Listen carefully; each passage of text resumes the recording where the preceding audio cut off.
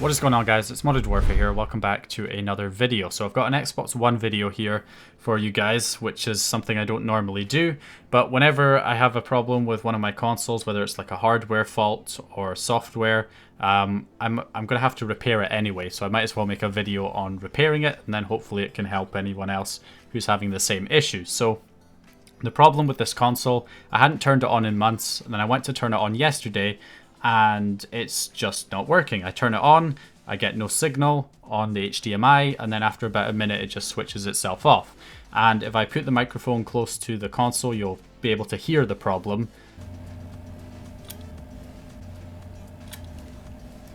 Yeah, so as you can hear there, the hard drive is essentially dead. It's got the click of death. Don't know why. The console's never been dropped, so I don't understand why, you know, it's just randomly failed, but it has. But anyway, it's broken, it's got the click of death. So, and unfortunately, because it's Microsoft, they decided to put critical operating system files for the console to boot on the hard drive, so that if the hard drive fails, you can't even boot up the console. Whereas like on the Xbox 360s, you could have the hard drive unplugged and the console would still boot, and then you could just use external storage. But no, I mean, Microsoft dropped the ball on that one. So I've got a replacement drive. This is a 700 gigabyte laptop hard drive I just pulled out of an old laptop. I've actually been using it as an Xbox 360 Slim hard drive, which is why I've got the duct tape on there to pull it out of the Slim. But yeah, this will do. I'll use this as my new Xbox One hard drive. Now, if you're just trying to upgrade your hard drive, this video isn't really for you, because there's the easiest way is to just clone it. So if your original drive is working, then you can just clone it to your new drive. So if you're trying to upgrade, like say a 500 gigabyte drive to a terabyte or 2 terabytes or more, then you can just take your original Xbox hard drive, clone it to your new drive, and then just extend the user content partition to use up the whole space of the drive. And then when you connect the drive back to your Xbox, everything should be the same. You should still have all your files on there. You'll just have more storage capacity. So that's the best way to do that. But I can't do that in this case because the original drive is dead. So what I'm going to have to do is use some scripts to partition the drive, get it set up to work with the Xbox, and get the operating system files on the drive so I can actually boot from it. So that's basically going to be the first step. So what we need to do is connect the hard drive to the computer. Of course, you can do that by, you know, if it's a desktop computer, you can take the side panel off, and if you have a spare SATA data and SATA power cable, you can connect them up to your hard drive and get it connected to the computer that way. If you don't have a spare SATA data or SATA power cable, you can unplug one from, say, like the Blu-ray or DVD drive in your computer and connect that up to the laptop drive for now. Or you can get a SATA to USB adapter, where you just connect one end to your laptop drive and then connect the USB end to a USB 3 port in your computer. That's what I'm going to do. So I'm going to connect the drive up to my computer. Now you can use any laptop drive, any 2.5 inch drive or SSD that's 2.5 inch like a SATA SSD. As long as it's 500 gigabytes or more storage capacity, it should work as an Xbox drive. So I'm going to connect up this this Western Digital Blue 700 gigabyte hard drive to my computer. We'll get set up to convert it to work with our Xbox One. Okay, so once you have your new drive connected up to the computer, there's a few things you're going to need to download. The links will be in the description. You're going to need the Xbox One HDD master script, which is going to be used to partition our hard drive into the various different partitions that we need for an Xbox drive. We're also going to want the operating system files for the Xbox One so that it can actually boot from that drive and get into the home screen. And then we're also going to get the boot animation.dat, which if you don't have this file, it's not required. It just means that you won't get the boot animation when you turn the console on. You'll just have a black screen until it boots you into the home screen. Whereas if you have the boot animation.dat file, then you will have the boot animation when you turn the console on. So what we're going to do first of all is get those files. So like I said, the links will be in the description, but you can grab the script from here on GBA temp. You just click here to download it, and if you go to the update tab and you go down to the Google Drive link that's right here, that will get you the boot animation, which is right here. There's a different animation for the Xbox One X than there are for the original and the Xbox One S, so just select your version and download the boot animation. And then for the operating system files, I'll put the link in the description, this link right here, xbox.com/xbox1/OSU1. But if that link for whatever reason doesn't work, then all you have to do is head to the Xbox website, go to Xbox support and select the option for I need help with system updates, and eventually you'll get through to this page with the link right here. So I'll also include that in the description as well. Okay, so once you have the files downloaded, the first thing we're going to do is go into your start menu and search for disk, and then you should get diskmgmt.msc, which is disk management. That's what you want to open. If you're on the crappy Windows 10 start menu, then you just search for disk, and it will be called create and format hard disk partitions, and that will take you to the same thing. So once you're on disk management, if we make this a little bigger here, you can see this is the hard drive, the last one in the list. It may be a different one in the list for you, but you know, you can tell which one it is by the file size and the fact that it's unallocated space, meaning it's not formatted. Now, if you've had anything stored on the drive before, then you might have, you know, a partition like an NTFS partition or something on it, where you, and if you do, you just want to right click and delete volume. If you have multiple partitions like this, then delete volume on both until they're all gone and it's just unallocated space like this. So once you have it unallocated space, what you want to do is just right click and create a new simple volume and click next, next, next. Just basically go next, next, next until you're done. Make sure the file system is NTFS. It should be by default. Click next and then finish, and then that will format the drive in NTFS format, which is the format that is required for it to work on the Xbox One. You also want to keep a note of what the disk number is. So you can see here it's disk number 5. So just keep a mental note of that, because that's going to be important when we run the script. So let's get on to doing that now. So what we're going to do is we're going to open up the Xbox One HDD master script and extract it to our desktop. And then we're going to go into this folder, go into the Windows folder, then right click the create Xbox drive.bat and run it as administrator. Very important that you run it as administrator, otherwise the script will not work correctly. So this is going to be used to partition all of our drives. It will do it all for us so we don't have to manually partition them. So press any key to continue. So I'm going to press enter. Then it's going to say, you know, select the creation type. I'm just going to select option A, which is to just basically create an Xbox drive. Option B allows you to, you know, keep any original data that was on the drive before. And then there's, you know, various other options for backing up system updates and other things, but generally option A is what you're going to want to go for. So press enter and just wait.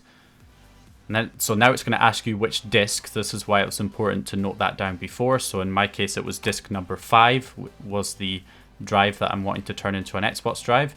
You definitely don't want to select any of the other hard drives on your computer. So disk 5 for me, so I'm going to press enter.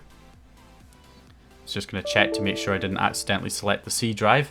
And then it'll say this will erase all the data on the disk. Continue, yes or no. So just enter Y for yes. And then it's going to ask you what kind of partition layout you want to choose. So in my case, I have a kind of non-standard size. So these are the standard sizes you have for your Xbox drives. You've got a 500 gigabyte, a 1 terabyte, and a 2 terabyte. So if you have obviously a 500 gigabyte hard drive, then select option A. If you have a 1 terabyte drive, option B. A 2 terabyte drive, option C. But if you have something that isn't one of those sizes, like you have a 4 terabyte drive or a 1.5 terabyte drive or a 700 gigabyte drive like mine, then just select the closest number. So I have a 700 gigabyte drive, so I'm going to select option A for 500 gigabytes. You know, if you have a 1.5 terabyte drive, then you'll select the 1 terabyte option. If you have like a 4 terabyte drive or anything higher than 2 terabytes, then just select option C for 2 terabytes. So this does mean when I format it as a 500 gigabyte drive, it's only going to give me 500 gigabytes of space, or 365 gigabytes of space actually, because the rest of the drive are partitioned into other partitions that the Xbox needs to use. So my actual storage capacity, my usable storage, is only going to be 365 gigabytes, even though I have a 700 gigabyte hard drive. But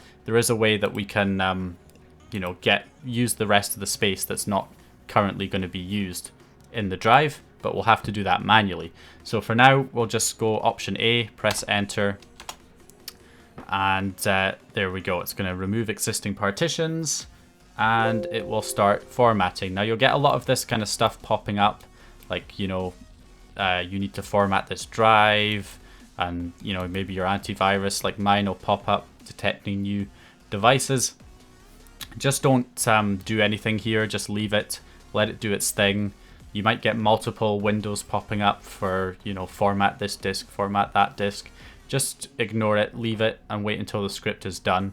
Okay, there we go. So if it was done successfully, it should have found drive X, which is the system update drive, because that's the most important partition, because that's the partition we're going to put the operating system files on, and it should have partitioned everything correctly.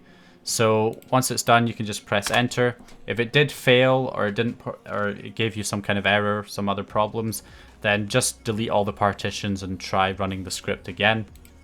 Now you can just close out of any windows that were popping up before.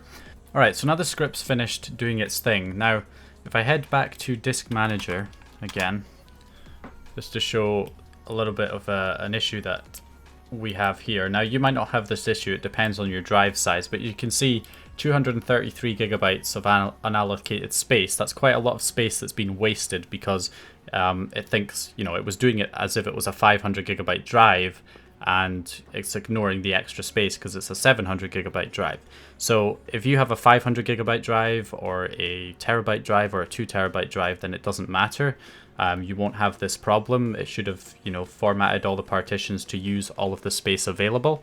But if you have a drive size that's outside of the normal size for an Xbox drive like mine, then you'll have leftover space. So in order to not waste that space, what we're going to do is we're going to basically merge this extra space with the user content partition, because this is the partition where all of your data goes when you download stuff. You know, all these other partitions are hidden and not seen on the Xbox. This is your actual storage space right here, the user content partition. So it's only 365 gigs on a 500 gigabyte hard drive. So we're going to add this extra space to the user content partition. So unfortunately, you can't do that in disk management. So you're going to have to use an external tool. Now, personally, I prefer to use Omni Partition Assistant because if I open this program up, I'll link it in the description. It's completely free. So just go ahead and download it. I like to use this because it has a similar layout to disk management. So you've got all the partitions here, and it just has more options. So what you can do is you can right click on the unallocated space and click on the merge partitions option, and then select user content. So the user content partition, you want to select that as the partition you want to merge the unallocated space to, and then click OK. And then this shows what it will look like afterwards. So you'll have I'll now have 600 gigs free in the user content partition instead of 365. So then I click apply in the top left hand corner and let it do its thing. It'll have to shift around all the partitions, but it should keep all the partitions the same. So if we continue, so then just say yes, and it will start merging that extra space to that partition. And because we don't have any data on those partitions, it shouldn't take too long to do this. Now, the only thing you have to remember about doing this is that the Xbox is not designed to support sizes that are, you know, non-standard. So that means that if you try and do something like reset your Xbox to factory defaults, for example, that the Xbox will reformat the drive as a 500 gigabyte drive in my case, and then I'll lose that extra 200 gigabyte space. So as long as you don't factory reset your console though, you should be fine and you'll have the full space of the drive. So anyway, now that that's done, we can close out of that. Okay, so now that we've done that, we can copy the system update files that we need for the console to boot, and they go in the system update directory, or the system update partition, which is the drive letter X. So we're going to go into that partition and create two folders. The first one is just going to be called A in uppercase, and then the next one is going to be called B in uppercase. So then we're going to open up osu1.zip. I'm just using WinRAR to open it. You can use 7-zip or just the default Windows archiver. Open the system update folder, copy all the files that are in here, and drag and drop them into the A folder. and that will extract them to that folder. Now bear in mind this is about 5 gigabytes worth of files here, so it will take quite a while to extract and copy over to your hard drive. Okay, so once you have all the files copied into the A folder, you're going to copy them from the A folder to the B folder. So you want to have all the same files in both A and B folders. Okay, so now that you have the files copied over on both folders, what you want to do is copy the updater.xvd from either folder and copy it to the root of the system update partition. And then copy the boot animation to the A folder and to the B folder as well. So you have bootanim.dat right there in both folders. Okay, so that's it. You've got all of the files installed and the hard drive partitioned. So the next thing we're going to do is get a USB stick and plug it into your computer. And then on the USB, right here, you want to make sure that preferably there's nothing on it. And make sure if you right click and go to properties, the file system is NTFS. If it's not, you'll have to back up any data that's already on your USB drive and then reformat it by right clicking on the drive, going to format and selecting file system as NTFS and then start. And that will reformat it so that it's now in NTFS format.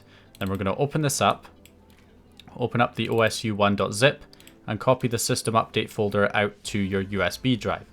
Now the reason we're doing this is even though we copied these same files to the partition on the hard drive, that should allow us to boot that hard drive on the Xbox One. But in some cases, you'll run into errors when you boot the hard drive or boot from the hard drive where you'll get like E100, E106 or some kind of E error where it just keeps bringing you to the troubleshoot options, or you might just get stuck on a black screen when you boot the console, or you might get stuck on the Xbox logo and it never continues or goes any further. So to fix those issues, we're going to do the system update from the USB stick, and that way that should correct any of those problems so that you'll be able to boot up properly on your hard drive.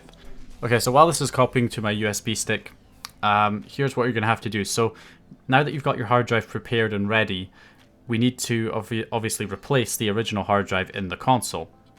Now I'm not going to, show me opening up the whole console because that's going to take too long, and I've already done a whole video tutorial on how to open the original Xbox One console. So I'll link that in the cards in the top right hand corner and in the video description, so you can click on that and watch that video to learn how to open up the console to get access to the hard drive. If you have an Xbox One S or an Xbox One X, I don't have a tutorial on how to open those consoles because I don't own those consoles, but there's plenty of guides on YouTube. Places like iFixit are good for teardown videos, so you can go there and watch those videos on how to take apart the console so that you can access the internal hard drive. Okay, so now that we've got that on the USB stick, we can unplug our USB drive, and also we want to disconnect the hard drive, although we should right click and eject device, or safely remove hardware as it's also known. Basically, I don't bother doing that with USB drives because they're designed to, be plugged and unplugged constantly.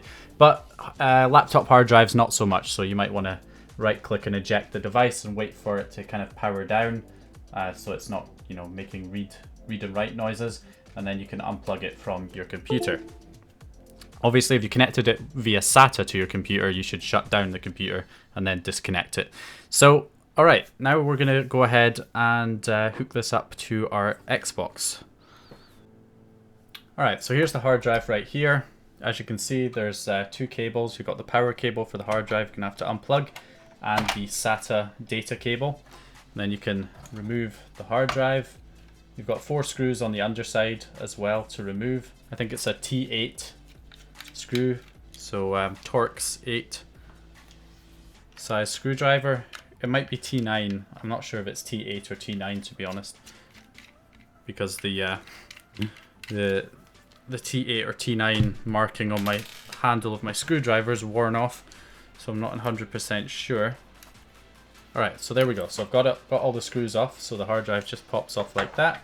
Okay, so the hard drive just pops off, and then you just unplug this right here, and we can get rid of this old hard drive, 500 gigs.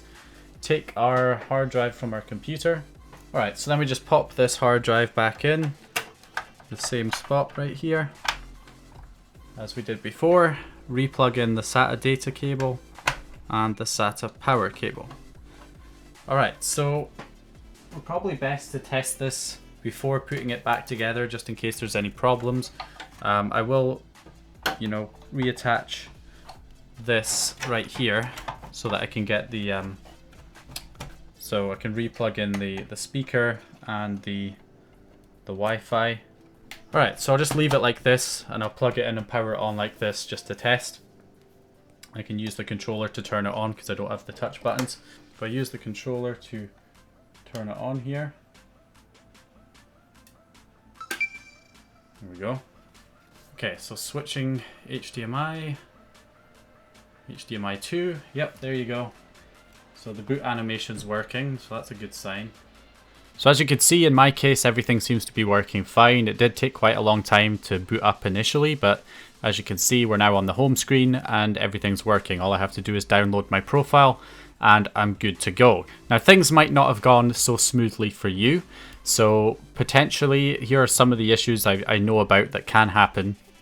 Either you get stuck on a black screen and it's just not booting, or you can't download your profile or sign into your profile because it's giving you like a 0x8 something error.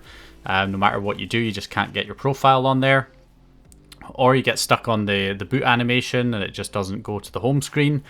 Or you keep booting the console and it just takes you straight to something went wrong, system error E100 and something.